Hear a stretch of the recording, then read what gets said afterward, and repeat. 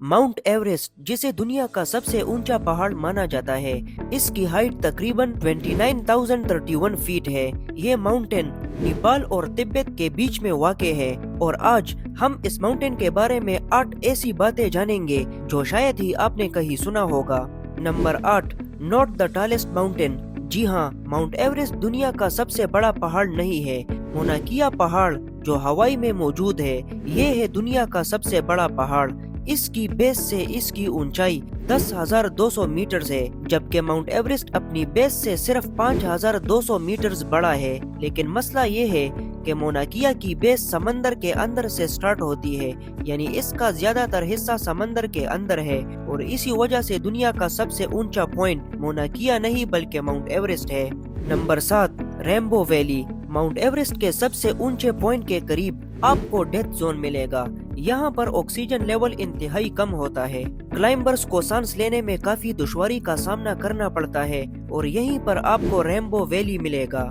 इस वैली में आपको रंग बिरंगी जैकेट्स पहने हुए मरे क्लाइंबर्स मिलेंगे जो शदीद सर्दी और ऑक्सीजन की कमी की वजह से यहाँ मर चुके हैं और इनकी तादाद 300 के करीब है। Number 6, the mystery of Yeti.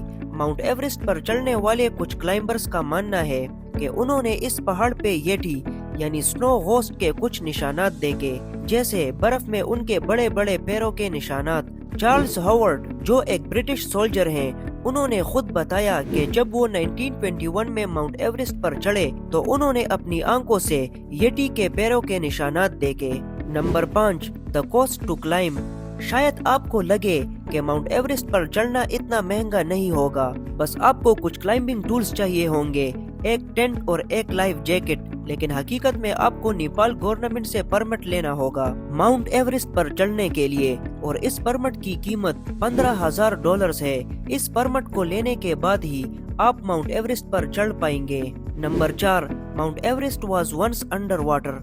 Mount Everest का सबसे ऊपर हिस्सा जो दुनिया का सबसे ऊंचा पॉइंट है, जियोलॉजिकल एविडेंस से मालूम होता है कि आज से हजारों साल पहले ये पॉइंट समंदर के अंदर था, यानी पूरा माउंट एवरेस्ट हजारों साल पहले पानी के अंदर था, क्योंकि रिसर्चर्स को माउंट एवरेस्ट के टॉप पे कुछ ऐसे लाइमस्टोन्स और फॉसिल्स मिलते हैं जो समंदर के अंदर पाए जाते हैं। Number 3, time to climb. Mount Everest पर चढ़ने के लिए आपको करीब 2 महीने लगते हैं बॉटम से टॉप तक जाने के लिए, और अगर वेदर कंडीशंस ठीक ना रही तो इससे भी ज्यादा टाइम लग सकता है। और सिर्फ यही नहीं बल्कि इस पहाड़ पर चढ़ने से पहले आपको फिजिकल और मेंटल ट्रेनिंग्स करनी होंगी, जिस पर अलहदा से महीने या साल लग सकते हैं। Number 2, the sherpas. आम लोगों के लिए माउंट एवरेस्ट पर चढ़ना बहुत मुश्किल टास्क है।